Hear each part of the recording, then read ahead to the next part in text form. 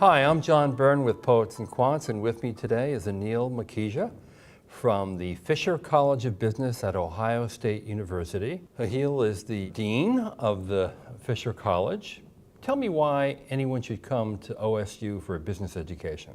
Thank you, John.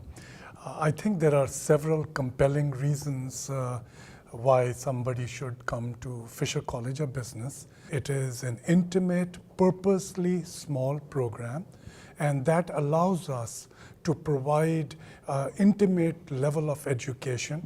For example, you'll get individual academic counseling, you'll get individual care in terms of your personal development, and the education that you will get will be multifaceted. So you can have majors, but in addition, you can also have specializations. So for example, you can learn about finance, marketing, operations, whatever discipline you are interested in. Right. But you can also study health science, financial services, so forth in terms of specializations as well. But beyond that, you are also at Ohio State. You get the team of champions, the Buckeyes, okay? In addition, you have a comprehensive research-based university so that you could be taking an elective in some other department in addition to your business education. And finally, don't forget that you're in Columbus and you have many, many Fortune 500 firms. In our recruitment, for example, 80 of the top 100 Fortune firms come to recruit with us. So you can see from education to all the things that the city offers, to the connections with the corporations and a great ultimate job opportunity are all in this one package. So let me ask you about the portfolio of programs that you have at the school. Are there certain new things or different things about those programs that you'd like to tell us about? Well, we are constantly looking for the needs of business and the needs of individuals to develop programs. So we have some periodicity in developing programs. So if you look at our portfolio, of course we have what would be kind of traditional, which is, we have an MBA program, we have a working professional MBA program, we have an executive MBA program. But we also recognize that individuals are looking sometimes, and corporations, for more focused development in a discipline area. So we have masters in accounting, we have masters in finance. We call them with slightly different names, but we have these programs. We have masters in human resource management. We have masters in business logistics engineering. We just added our data analytics major in our MBA program. We are moving into a path of having a master's in that area. Wow. So we are constantly innovating. We are also in the process of innovating for a master's in innovation and entrepreneurship. Which would be a one-year specialized degree? Again, it would be a specialized. These are typical 9-month with a shortened core and a lot of specialized courses in those areas. So that's on the graduate side.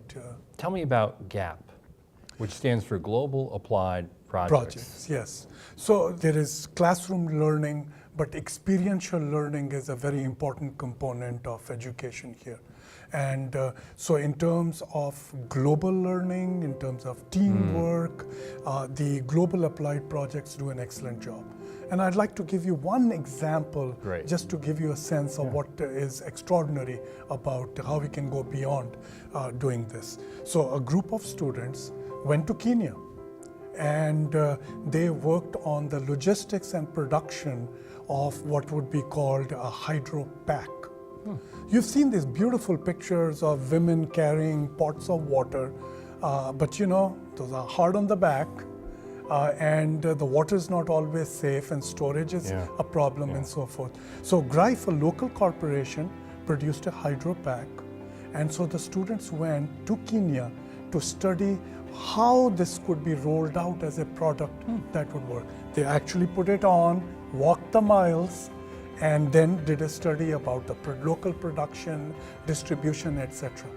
And these students, when they came back and made a presentation of that, this is the kind of learning that is never available in a textbook. Yeah. That's what Global Applied programs achieve. The other important distinction about your undergraduate program is it's a 4-year program. Yes. As you know, many schools have 2-year programs where essentially you're admitted to the university. Then in your rising sophomore year into junior year, you literally have to apply to the business school, and many people don't get in. Yeah, so we provide that opportunity. This means that the first 2 years, when they are taking care of their gen ed, etc., we already begin to work with them. So Right. for example, we have a career prep program. We bring in speakers, prominent heads of captains of industry as speakers, etc. So their education begins early on, help about choosing majors when they come in. All this can begin right from the start. So you're helping to mold and shape the student through a 4-year process as opposed to a 2-year process. Exactly.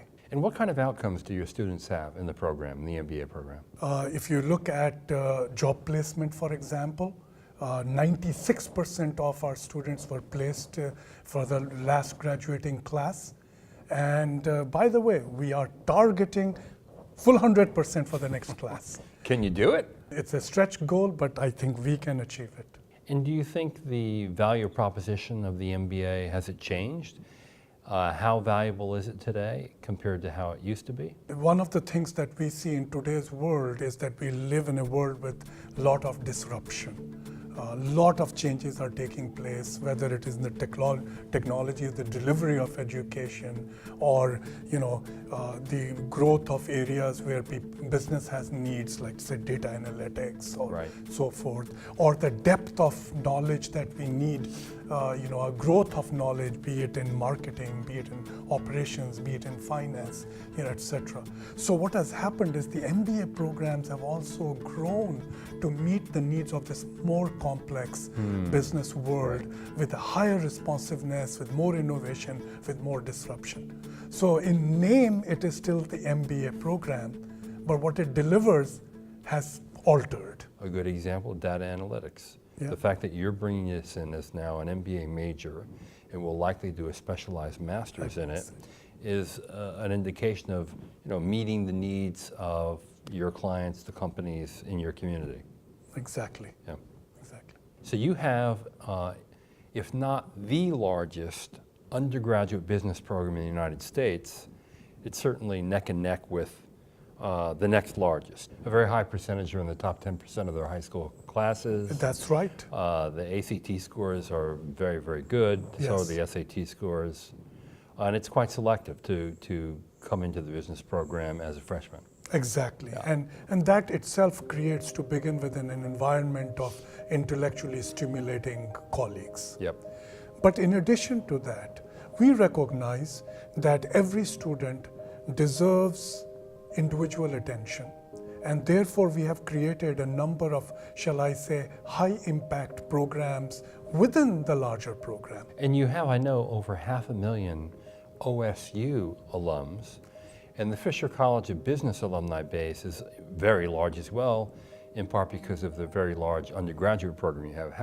What's your living alumni number for Fisher College? It is approaching 75,000. Wow. So when you Yeah. come to Fisher, that's the network you inherit. Sports is a very important part of the culture here, whether you're an undergrad or even a graduate student, and particularly your football team.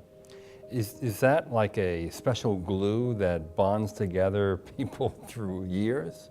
Well, let me point out also that behind that, with that rather, is also strong academics.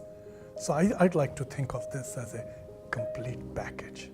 Now, if you were recruiting me and you knew I was a big football fan, would you promise me tickets on the 50-yard line? Well, you're asking for too much now.